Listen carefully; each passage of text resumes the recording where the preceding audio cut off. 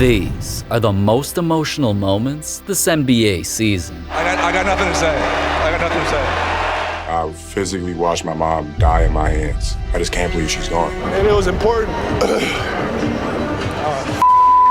We did it! And first, Victor Wembanyama was about to get emotional because this season, he did things no NBA rookie had ever done. Smith. Oh my! Blocked by Wemby.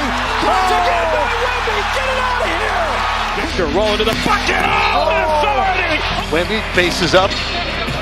Over the top. And not only did plays like those eventually get him awarded Rookie of the Year, he was about to get a surprise from some of the most legendary NBA players ever. Victor, Jason Kidd here. Wait, what? Vic, how you doing, man? This is Vince Carter here. Yo, what's up, Wemby? I don't know a lot of French, but I know how to say bon.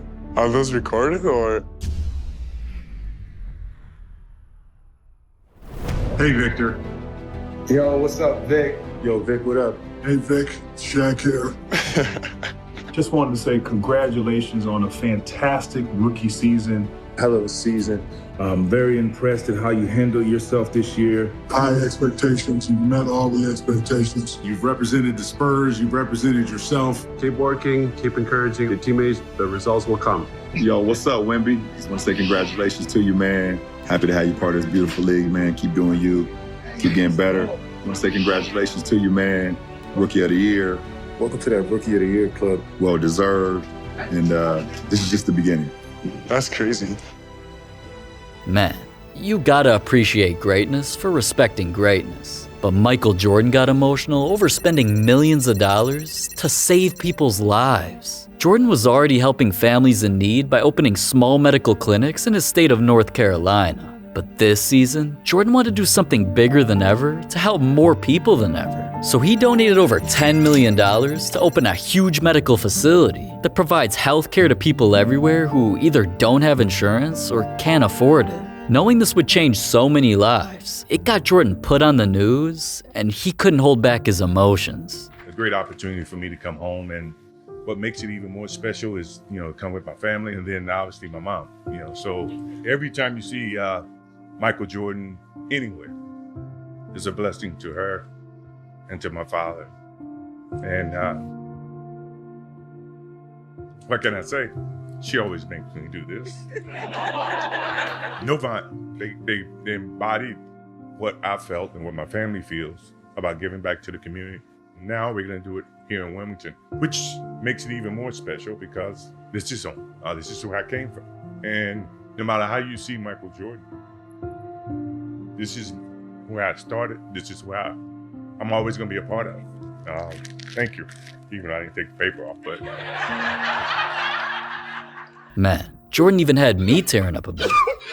But if only Paolo Banchero heard about Jordan's facility, because this season he got emotional after battling a sickness that nearly ruined his career. Paolo was playing his best basketball for a while and hadn't missed a single game all season. Until out of nowhere, reports came out that he was dealing with a random illness. Everybody was concerned for Paolo's health because it was the worst time for something bad to happen. His team was on the brink of making the playoffs, so Paolo just couldn't let his squad down. He tried battling through his sickness and kept playing games, but the sickness was affecting him so badly, he couldn't even hoop normally. During a game, players were flying right past him. He made only 4 out of his 15 shots, and it turned into one of the worst games of his career. Then just 2 days later, Paolo played through his sickness again, this time actually having an even worse game. Not only did he make only 4 out of his 17 shots, he was airballing threes and missed not 1,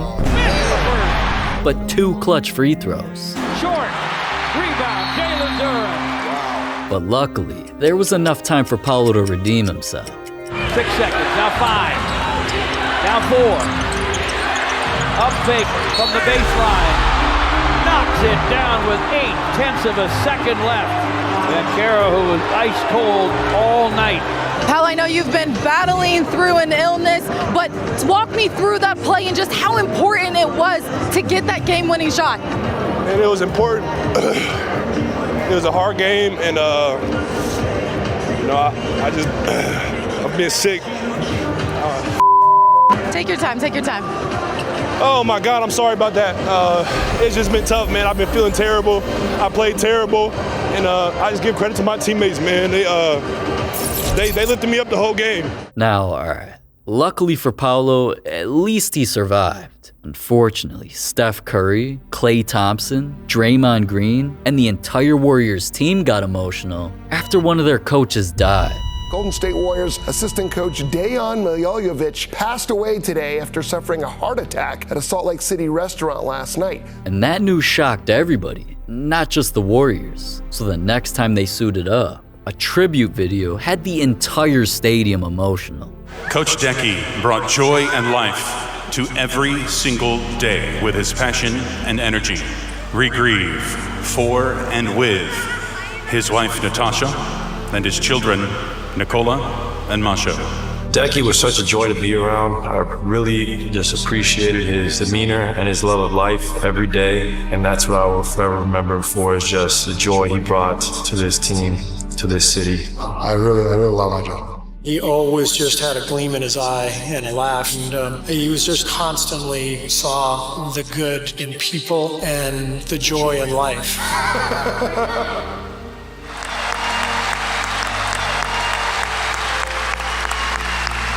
And now, a few words from Warriors head coach Steve Kerr. The world lost a beautiful soul last week. Decky was a wonderful friend, a hell of a basketball coach, a great man, and most importantly, a beautiful grandson, son, husband, and father. And what he meant to us was a huge part of who we are. He's a part of our soul. So tonight, rather than a moment of silence, I'd like you to join me in honoring Decky, his beautiful family, Natasha, Sasha, Nicola. I'd like for all of us to give Decky an ovation that he can hear up in heaven. Thank you. But not all emotional moments this season were a sad thing, because Jalen Brunson got emotional after accomplishing something he always dreamed of. It's all because this season, the man was hooping. Stepping back, contested, 2 ties the game! Knicks will have time to get off another shot. Brunson trying to draw a foul, puts it up, and puts it in! And because of all those crazy moments, eventually they led to his most emotional game. Before one of Jalen's matchups, for the first time in his career, he was named an NBA All-Star. At guard, at 6'2" from Villanova, and just it out as a 2024 NBA All-Star,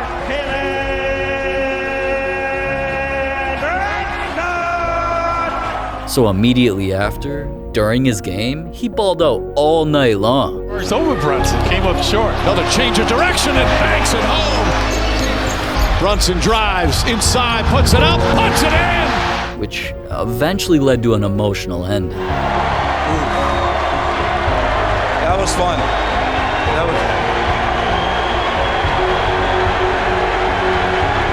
The night started with you being named to your first All-Star game. Just talk about the journey you've been on and how it has reached this point now where you're on the Garden floor hearing MVP chants and you're going to the All-Star game. I mean,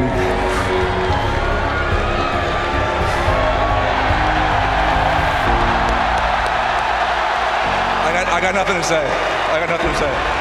Damn. Shout out to Jalen, man. But speaking of All-Stars, during All-Star weekend, basketball led to one of the most popular streamers in the world, Cenat, getting so emotional, he tried to become the next Kobe Bryant. It sounds impossible, but Kai's always hooping. That's why he got hyped that he'd be playing in the NBA celebrity game. We in the league! And Kai wanted to go off in front of the entire world. It's kind of why he hired special trainers to help him practice. But all of that had Kai getting cocky about how many points he claimed he'd score in the big game. We dropping 30. If Ice Spice on the sideline, we're dropping 45. And on game night, Kai not only acted like an NBA player as he walked next to a legend, he even got a lit introduction. One of the most popular streamers on the planet, get amped for everybody's best friend, number 3, Cenat. But as ready as Kai looked for the moment, things were about to go horribly wrong. Throughout the game, even though Kai was open, nobody was passing him the ball, and he barely got any playing time. Eventually, dude did make a layup, but those were his only points in the first half. He was so pissed that in the middle of the game, he live tweeted, "Coach, give me more minutes." But things only got worse. In the second half, Kai was always wide open, but his teammates still wouldn't pass him the ball, so he didn't even score again. That eventually had Kai on the verge of tears after the game, and fans definitely noticed. Hold on. Comment 4 points and you're getting banned. Like that, I'm not gonna lie. If you comment 4 points, then that means you haven't seen the game. If you comment only 4 points, that means you wasn't watching the game, head. And that's facts! That's facts! But alright, regardless of what happened, Kai eventually posted a pic saying, "Sorry if I let y'all down," while impersonating one of Kobe's most iconic photos. But speaking of Kobe, even though he wasn't with us this season, RIP, an emotional moment came because of his iconic statue. All Laker legends have gotten their own statues, from Shaq to Magic, even Kareem. Because Kobe was obviously a star while he played for their team, this season was time for his statue reveal. But with him not being there, of course things got emotional. It goes without saying that today is an especially sad day for us, since Kobe and Gigi aren't here for what is supposed to be an incredibly joyous moment in Kobe's legacy. I want to thank you all for being here and showing your love and support for Kobe and our family. I'm thankful for all of the fans, including those watching and supporting from home. Kobe has so many people that have supported him all over the world from the very beginning. And this moment isn't just for Kobe, but it's for all of you that have been rooting for him all of these years. And to the fans here in LA, this is a special city Kobe was so proud to represent. You welcomed him with open arms and have been so important to him, our family, and his legacy. It brings me joy to see how much love you have for all of us. We love you back. Because fans all over the world and the City of Angels loved Kobe so much, he will have 3 statues in front of the arena, also known as the house that Kobe built. One wearing the number 8, one with our beautiful daughter Gianna, and one wearing the number 24. I don't want to reveal too much about the statue before you see it, so I'll leave you with one of my husband's amazing quotes. Leave the game better than you found it. And when it comes time for you to leave, leave a legend. And that he did.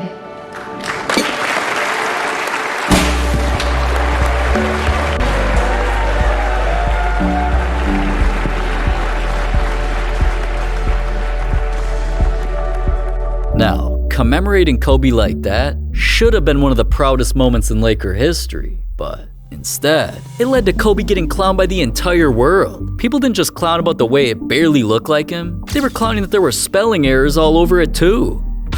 Shaking my head, man. But sometimes in the NBA this season, fans were the ones getting emotional. Like when Maxey created the best moment of his biggest fan's life. And that 14-year-old is Braxton Elliott. His dad surprised him and his siblings with tickets to the Sixers-Cavs game, but never did he think that he would end up meeting his favorite player. The game was over, and every single player was walking back to their locker. He was walking back, and I was waving to him. I was like, Maxey, Maxey, Maxey. And then he was like getting closer and closer, and then I just broke down, and I was like, Maxey, oh my God, Maxey. And then I started crying, and then, yeah, the rest is history. That 15-second moment posted to the Sixers Instagram page, the caption reading, "Who's cutting onions?" Braxton lives in Ohio with his family and says they move around a lot for his dad's job. So some of the states that he's lived in, they don't have professional basketball teams to watch. So he started watching the Sixers, and Tyrese Maxey quickly became a family favorite. How can you not like Tyrese Maxey? He's such an amazing person. He's amazing at basketball, and like, hold on, I've only seen these players on the TV, so it was surreal just seeing him in person. The Sixers were also so moved by that moment that his mom told me today that they sent him some Sixers swag in addition to that moment that he had with him, which is also very awesome. Gosh, what a spectacular moment. You can see he mouths the words, "I love you, bro," Yeah. as Tyrese walks away. But an NBA player making a kid tear up is one thing. A grown man was crying after his star player got traded. News broke that Pascal Siakam was heading from the Raptors to the Pacers. But with him being an underrated player most don't pay a lot of attention to, it didn't seem like the biggest deal until he started playing for his new team, and people on his ex-squad got emotional. When you think about Pascal 10, 20 years from now, what are you going to think about? Is there a moment that stands out to you when you think about him? Yeah, two moments. Yeah.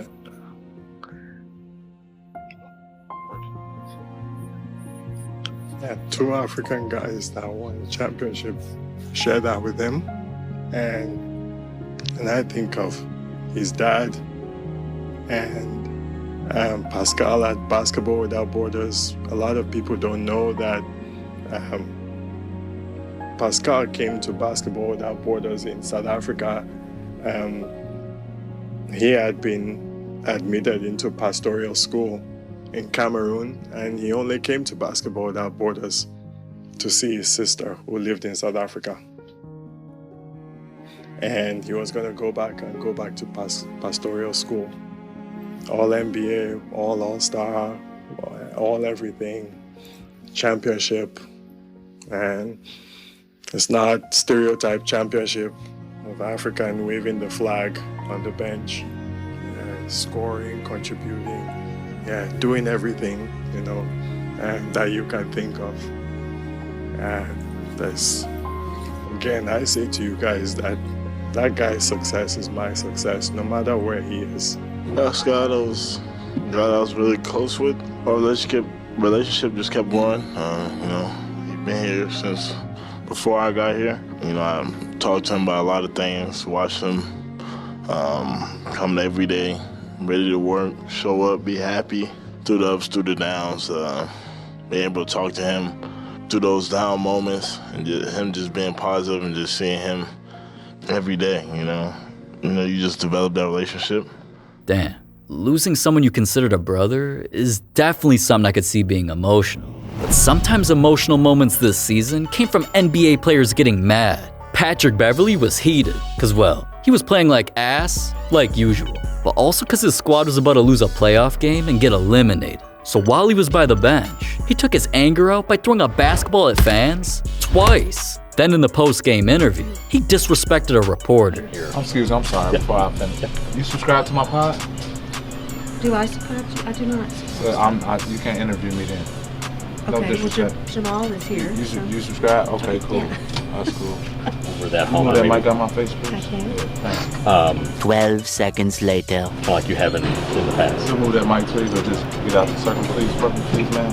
If you're not subscribed to my pod, I appreciate that. Thank you. Now, once the NBA saw the chaos Beverley was causing, they suspended him. But another player's most emotional moment this season happened after he was speeding down the street and almost killed somebody. New video now showing the moments after an intense crash involving Heat player Haywood Highsmith. You may remember a man lost part of his leg during the accident. Can you tell me what happened? We got a Bryant. I was going like 20, 30, and the car was like stopped here. The car was like stopped like, I don't know how he got all the way down. I guess he drove it down. The car was like stopped here, and lights weren't on, so I thought the car was gonna go forward. Like the signal lights weren't on, so he was driving, and then he got out the car, and then by the time he like kind of got behind me, it was kind of. Hey, listen, this was an accident. Okay. It's okay. The guy's alive. There's good people that die because of those things being outside of cars. Haywood, it's okay. It's okay. Man, that situation was definitely scary. At least everyone survived. But the most emotional moment this season came from a player who was supposed to become an NBA GOAT until his career got killed. The entire situation was honestly years in the making for Jabari Parker, because before going pro, he was expected to become legendary. He was always the best player on any team he played for and was ranked the #1 recruit in the country. So that eventually led him to becoming a top pick. With the second pick in the 2014 NBA Draft, the Milwaukee Bucks select Jabari Parker from Duke University. Man, I worked so hard, man. I'm gonna keep working hard. And after an emotional moment like that, his NBA career had a promising start from making plays like these. Parker's been quiet so far. He's picked up the early 3 fouls. Nice running hook by the 3. Nice step back move for 2. That's a pro move there. Running is Parker. To eventually winning Rookie of the Month. But as quick as his career was going up, on this play, it was about to come crashing down. And 0 for 9 on 3. And Jabari Parker grabs his left leg. In only the 25th game of his career, Jabari was down with one of the most devastating injuries in basketball, a torn ACL. And to make the situation even worse, not long after, he tore the same ACL again. Injuries were destroying his potential, so the league started losing faith in him. Jabari bounced around many teams just trying to find a way to become great again. But because he never lived up to his expectations of becoming anywhere close to a star, his NBA career began coming to an end. Jabari tried keeping his hoop dreams alive by playing overseas this season, and here's where he finally started playing well. But no matter what he was doing, deep down, he wasn't happy knowing what he could have been. So that led to the most emotional moment this season. It was your first experience overseas. One thought, one statement about this first year outside United States. Yeah. In terms of basketball and in terms of life.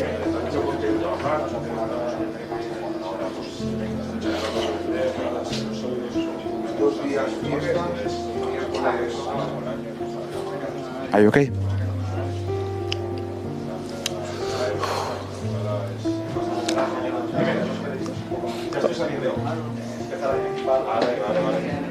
Let's talk later.